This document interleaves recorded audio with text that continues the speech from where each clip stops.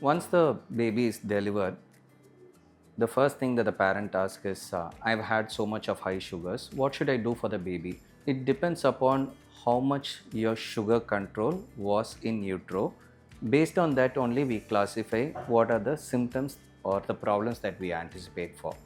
So if we have an uncontrolled diabetes, the problems that we usually see is going to be a large baby, and we do see certain birth injuries. That is a component associated because of the baby being large. The other thing is that usually a baby is known to be adapted to high sugars in utero.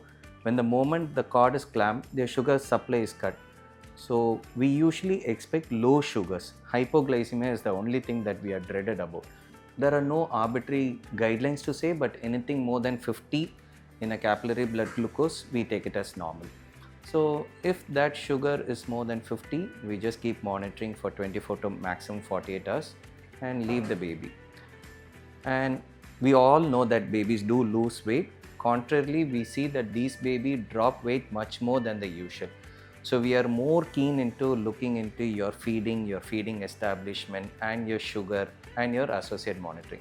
Yes, certain electrolyte imbalances like calcium are also expected. That and all, we just decide if the baby shows any signs of jitteriness.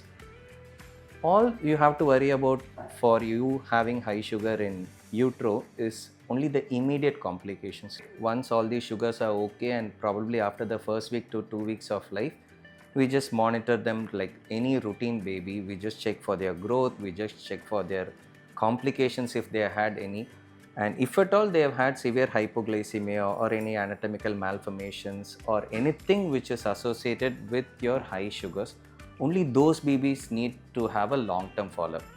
If your initial sugars for your babies was fine and they were asymptomatic, be rest assured that your baby is another well baby.